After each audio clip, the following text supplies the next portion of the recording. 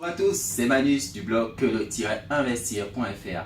Alors j'espère que vous portez bien depuis nos derniers échanges sur les raisons de ne pas investir sur le continent. Donc cette fois-ci, je vais vous faire une petite vidéo sur ces bâtisseurs en Afrique. Là, je sors à peine du boulot, je peux même vous dire que j'y suis encore un peu, ça se voit peut-être un peu, je suis légèrement fatigué, mais le fait de venir échanger avec vous change tout de suite ma vision des choses. Je suis tout de suite dynamisé avec vous, avec vos encouragements. Je me dis, il faut y aller. Cette fois-ci, je vais vous parler de mon sous-compte article. Il s'agit, voilà, je vous ai dit, des personnes, ce qu'il faut savoir sur les personnes qui se sont lancées dans du business sur le continent africain. Qu'est-ce qu'on apprend en parcourant les quelques lignes que j'ai rédigées? La première information, c'est de se dire il y a des milliardaires en Afrique. Bien sûr, il y a des milliardaires en Afrique, des milliardaires en dollars, je parle bien évidemment. Qu'est-ce qu'on peut retenir d'eux?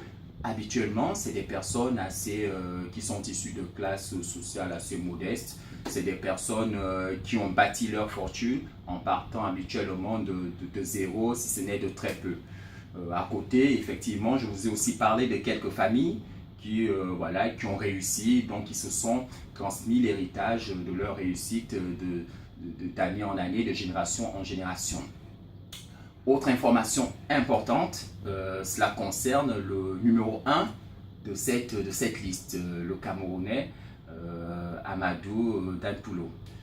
On apprend que ce dernier, effectivement, a investi sur tout le continent. Il est camerounais, mais on se rend compte qu'il a un patrimoine immobilier important en Afrique du Sud, qu'il a investi en Angola, au Ghana, dans pas mal de pays de la sous-région.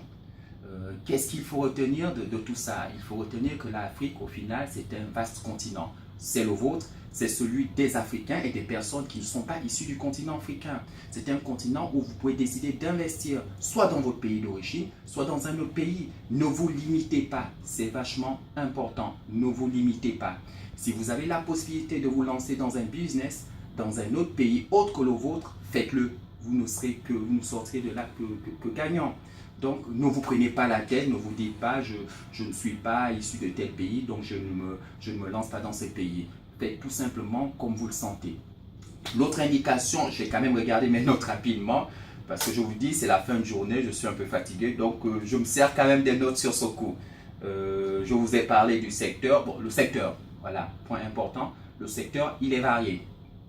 Vous le sentez tout de suite, il est varié parce que tout est à faire en Afrique.